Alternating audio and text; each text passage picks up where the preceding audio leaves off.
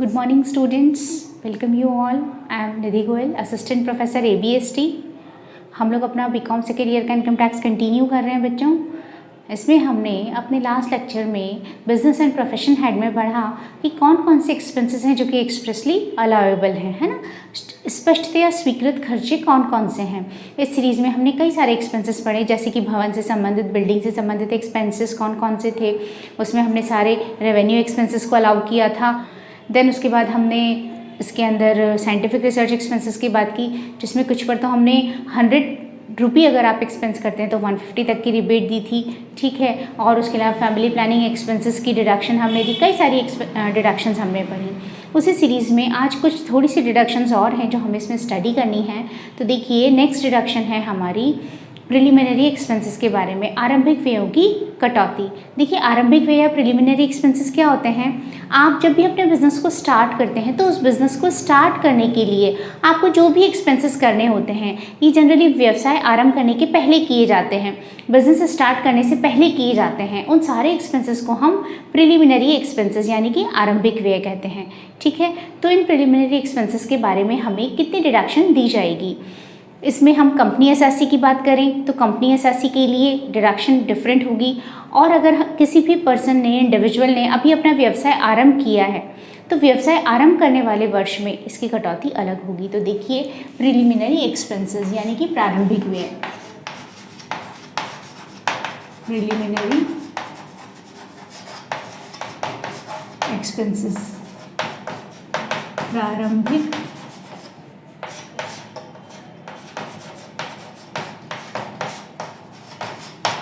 की कटौती।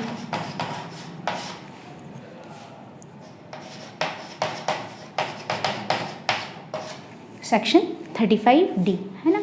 कितनी छूट दी जाती है। आपने एक्चुअल में जो भी खर्चे किए हैं वो, या आपकी कॉस्ट ऑफ प्रोजेक्ट का 5%, इतना अमाउंट आपका डिडक्टेबल अमाउंट होगा, कटौती योग्य राशि होगी। तो डिडक्टेबल अमाउंट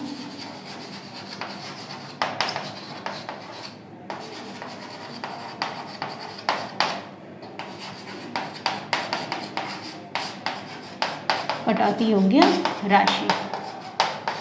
आपका डिडक्टेबल अमाउंट कितना होगा बच्चों।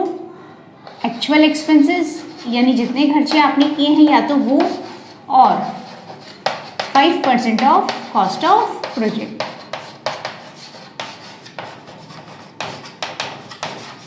यानी आपकी जो भी प्रोजेक्ट की लागत होती है उसका 5%। यहाँ पर कॉस्ट ऑफ प्रोजेक्ट से क्या मतलब होता है। कॉस्ट ऑफ प्रोजेक्ट से मतलब है इस बिज़नेस को स्टार्ट करने के लिए या अपने बिज़नेस के एक्सटेंशन के लिए आपने जो भी एडिशनल फिक्स्ड एसेट्स परचेस की हैं, जो भी अतिरिक्त स्थायी संपत्तियां क्रय की हैं, है ना, उन अतिरिक्त स्थायी संपत्तियों का योग, total of additional fixed assets is termed as cost of project. योजना की लागत कहते हैं, ठीक है। तो योजना की लागत हिंदी में इसको बोला जाता है योजना की लागत, है ना। तो कॉस्ट ऑफ प्रोजेक्ट क्या होता है बच्चों। योजना की लागत होती है cost of additional fixed assets.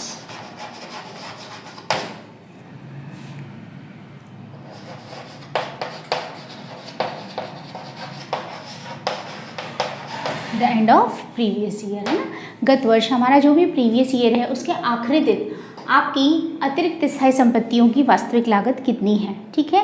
Additional fixed assets की कॉस्ट कितनी है, उन सब का टोटल जनरली आपको क्वेश्चन में दिया जाता है, उसे हम कॉस्ट ऑफ प्रोजेक्ट कहेंगे। उस कॉस्ट ऑफ प्रोजेक्ट का 5% या एक्चुअल एक्सपेंसेस, दोनों में से जो भी कम होंगे, एक्चुअल एक्सपेंसेस और 5% of cost, which ever is less, दोनों में से जो भी कम होगा वही हमारी कटौती योग्य राशि होगी। यानी प्रिलिमिनरी एक्सपेंसेस आरंभिक व्ययों के बारे में इनकम टैक्स में सिर्फ इतनी ही मैक्सिमम राशि की कटौती दी जा सकती है, मैक्सिमम डिडक्टेबल अमाउंट है। अब दूसरी चीज़, क्या ये सारा का सारा अमाउंट एक साथ डिडक्टेबल होगा। No, it's not.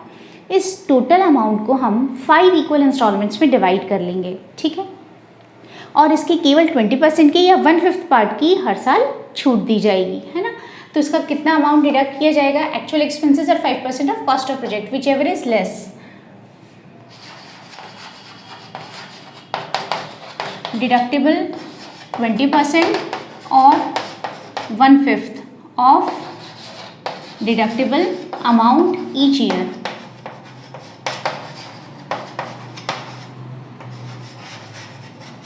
For 5 years।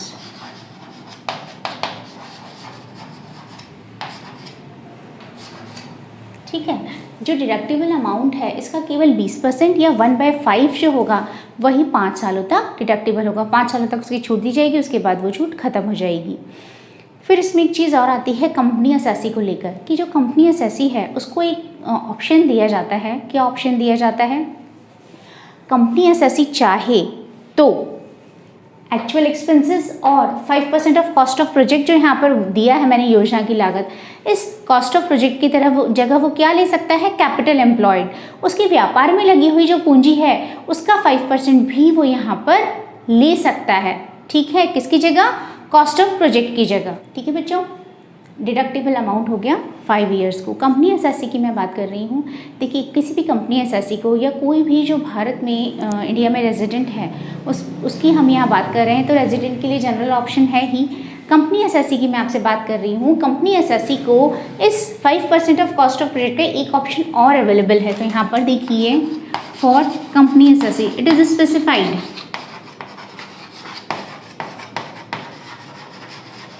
ये क्या करेगा? इसके पास 2 ऑप्शन है। क्या क्या हैं?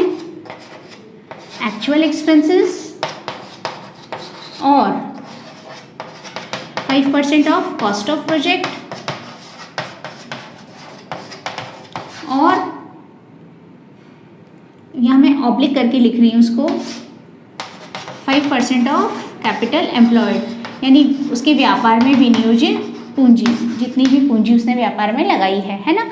तो या तो एक्चुअल एक्सपेंसेस या कॉस्ट ऑफ प्रोजेक्ट का 5%, यानी कि उसकी जो भी एडिशनल फिक्स्ड असेट्स हैं उनका 5% ईयर के लास्ट में, या उसने जो भी कैपिटल एम्प्लॉयड व्यवसाय में पूंजी लगाई है उसका 5%। ठीक है, वो इन दोनों में से कोई भी ले सकता है जो उसके लिए बेनिफिशियल हो। इन दोनों में से जो भी कम होगा वो उसके लिए डिडक्टिबल अमाउंट होगा, और फिर हम उसकी डिडक्शन कैसे देंगे? उसकी कटौती 5 किश्तों में दी जाएगी। 5 इंस्टॉलमेंट्स में उसकी डिडक्शन दी जाएगी 1/5 ऑफ ईच ईयर। ओके, तो इसको मैं लिख दूं विच इज लेस, है ना। सेम चल रहा है, बस ये इसके साथ एक ऑप्शन और आ गया, कैपिटल एम्प्लॉयड, उसने व्यवसाय में जो भी पूंजी लगाई है। ठीक है, अब अगर मैं बात करूं कि कैपिटल का यहाँ क्या मतलब है, तो देखिए, कैपिटल एम्प्लॉयड का यहाँ क्या मतलब है बच्चों? जो भी शेयर कैपिटल है इश्यूड प्लस डिबेंचर्स प्लस कोई भी लॉन्ग टर्म लोन्स।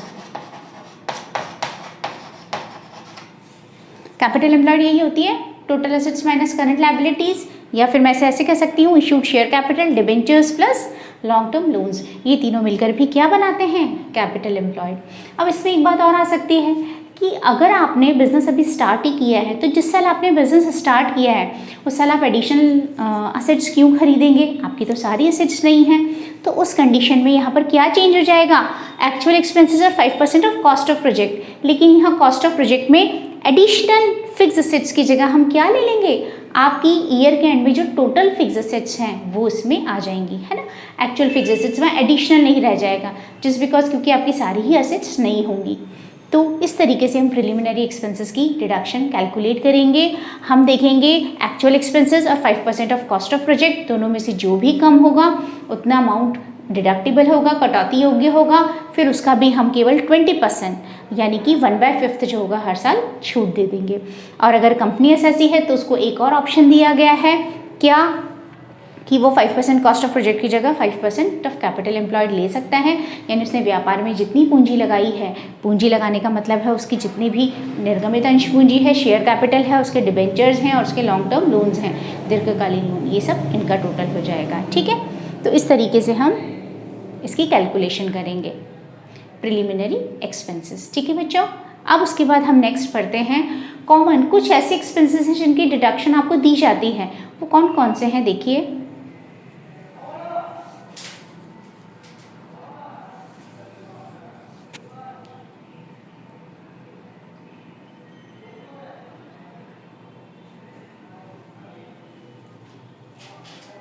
देखिए बच्चों, अदर डिडक्शंस में इंश्योरेंस प्रीमियम, अगर आप किसी भी तरह का इंश्योरेंस प्रीमियम, बीमा प्रीमियम चुकाते हैं स्टॉक एंड स्टोर्स के लिए, तो ये आपके बिजनेस से रिलेटेड है, ठीक है।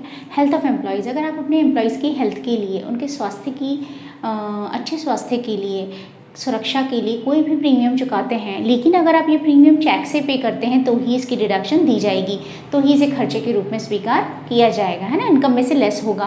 Then bonus and commission to employees, अगर आप अपने एम्प्लॉयज़ को कोई भी बोनस या कोई भी कमीशन देते हैं, पर इसमें कंडीशन है, अगर आप ये बोनस या कमीशन उनको डिविडेंड, लाभांश के रूप में दे सकते हैं, इफ़ इट इज़ पॉसिबल, ये संभव है कि it could be paid as dividend, then this deduction will not be allowed. अगर आप इसे डिविडेंड की फॉर्म में दे सकते थे लेकिन आपने उसे नहीं दिया है, तो फिर हम इसकी कोई छूट नहीं देंगे। ये उसी कंडीशन में दी जाएगी जब उसे डिविडेंड के रूप में देना संभव नहीं हो। Okay. Interest on borrowed capital, आपने कोई भी पूंजी उधार ली है, कैपिटल बोरो किया है और उस पर कोई इंटरेस्ट दे रहे हैं, तो ये बिजनेस का एक्सपेंस है। Contribution to recognised provident fund, RPF and approved superannuation fund, है ना। इन दोनों में अगर आप किसी भी तरह का कोई भी कंट्रीब्यूशन करते हैं, अंशदान करते हैं, तो फिर उसकी छूट आपको यहाँ पर दी जाती है।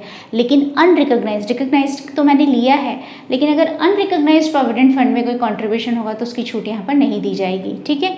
सिक्योरिटी ट्रांजैक्शन टैक्स, एसटीटी जिसे बोला जाता है, अगर आपने अपनी प्रतिभूतियों के क्रय विक्रय में किसी भी तरह का कोई भी टैक्स पे किया है, that is STT, stock exchange पे इसका पेमेंट किया जाता है, तो एसटीटी की छूट आपको पूरी तरह से दी जाएगी, लेकिन उसी कंडीशन में दी जाएगी जब आपने उन सिक्योरिटी से होने वाली इनकम को यहाँ बिजनेस हेड में टैक्सेबल किया है, तो फिर एसटीटी भी आपको यहीं पर डिडक्ट होगा, ठीक है।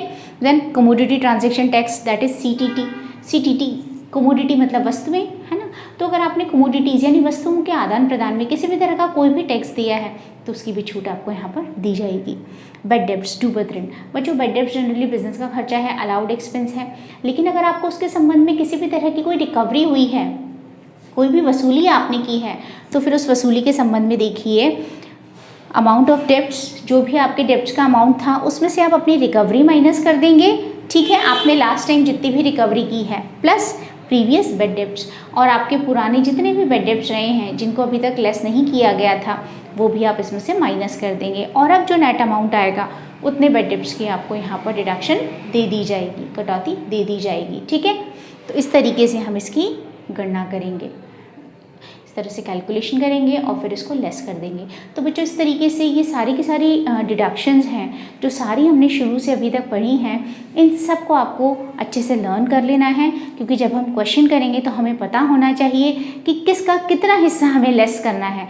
जैसे कि मैंने प्रिलिमिनरी एक्सपेंसेस की आपसे बात की, तो आपको पहले डिडक्टेबल अमाउंट पता होना चाहिए कि भाई दोनों में से कम वाला मुझे लेना है, फिर उसका भी केवल 1/5 ही मुझे लेस करना है, ठीक है, वो भी केवल 5 सालों तक। तो क्या उसके 5 साल कंप्लीट हो गए हैं तो कोई डिडक्शन देने की ज़रूरत नहीं है, नहीं हुए हैं तो फिर मुझे केवल 1/5 यानी कि 20% ही देनी है, ठीक है, ये आपको पता होना चाहिए, क्योंकि इस तरह से इसकी डिडक्शन दी जाती है। और इसी तरीके से इंटेंजिबल एसेट्स हैं तो केवल 25% डिप्रिसिएशन ही मुझे देना है, अदर्स नहीं देना है ना। साइंटिफिक रिसर्च है तो किस पर 100% है और किस पर 150% है, ये आपको पता होना चाहिए, ठीक है। उस अकॉर्डिंग फिर उसमें भी कैपिटल और रेवेन्यू, फिर उसमें भी आपको पर्टिकुलर किस चीज़ की एग्जाम्पशन दी जाती है, परचेज ऑफ मटेरियल है साइंटिफिक रिसर्च से रिलेटेड, ठीक है, और सैलरी आपने दी है साइंटिफिक रिसर्च के लिए, तो उन 2 की छूट हमने वहाँ पर दी थी। मेरा मतलब है कि बच्चों ओवरऑल आपको सारे प्रोविजंस लर्न होने चाहिए, तो आपको क्वेश्चंस करने में कोई दिक्कत नहीं आएगी। आप जब इसके क्वेश्चंस करते हैं तो आप बार बार अपने रजिस्टर को, इन प्रोविजंस को देखिए, पेज पलटिए, आप बैक में जाकर जितना इनको देखेंगे उतना ही आपको अच्छे से ये लर्न होते चले जाएंगे, ठीक है बच्चों। अब इसके बाद अब हम इसमें पढ़ेंगे कि कौन कौन से ऐसे एक्सपेंसेस हैं जो कि हमारे जनरल प्रिंसिपल्स, हमारे जो जनरल कमर्शियल प्रिंसिपल्स हैं, सामान्य वाणिज्य के सिद्धांत हैं, उसके अकॉर्डिंग जिनकी छूट दी जाती है। वैसे ये सारे एक्सपेंसेस आप पढ़ चुके हैं, आप जो ट्रेडिंग P&L बनाते हैं उसमें आप जिन जिन एक्सपेंसेस की छूट देते हैं, लाइक एम्प्लॉयज़ को जो आप सैलरी दे रहे हैं, उनको नॉर्मल में जो कमीशन पे कर रहे हैं, ठीक है, आप जो भी इंश्योरेंस का पेमेंट कर रहे हैं, डिप्रिसिएशन हो गया आपका, कैरियज हो गया आपका, इस तरह से कमीशन एजेंट्स को, सेल से रिलेटेड कोई भी आप एक्सपेंस कर रहे हैं, जो भी बिजनेस से रिलेटेड एक्सपेंस थे, नॉर्मल एक्सपेंस, उन सबको हम वहाँ पर ले लेते हैं, है ना। लेकिन किसी भी तरह के टैक्सेस अगर आप पे कर रहे हैं तो वो डिसअलाउड होते हैं, उन्हें हम यहाँ पर लेस नहीं करते हैं, ठीक है। तो ये जनरल एक्सपेंसेस हैं जिनकी हम बात नहीं करेंगे, जस्ट बिकॉज इनको देखकर आपको समझ आ जाएगा कि हाँ मुझे repairs, maintenance and so on, revenue में हम जो भी लिखते थे अब तक 11 से हम लिखते चले आ रहे हैं, उन्हीं सबको लेस करना है ना। फिर इसके बाद अब हम बात करेंगे नेक्स्ट कैटेगरी में डिसअलाउड एक्सपेंसेस की। डिसअलाउड मतलब अस्वीकृत व्यय, ऐसे व्यय जिनकी कोई छूट नहीं दी जाएगी, ठीक है। ऐसे भी कुछ एक्सपेंसेस हैं जिन्हें हमें ध्यान रखना है। तो देखिए अब हम नेक्स्ट लेक्चर में यही स्टडी करेंगे कि ऐसे कौन से एक्सपेंसेस हैं जो डिसअलाउड हैं, जिनकी कोई छूट नहीं दी जाएगी, और कुछ एक्सपेंस ऐसे भी हैं जिनका एक्चुअल में पेमेंट करने पर ही छूट दी जाती है। अगर आप कि वो एक्सपेंस ड्यू हो गए हैं तो उसके लिए आपको कोई डिडक्शन नहीं दी जाएगी, जब उनका एक्चुअल में पेमेंट होगा तभी उसकी डिडक्शन दी जाएगी, ठीक है बच्चों। आप इतना कंप्लीट कीजिए। Thank you.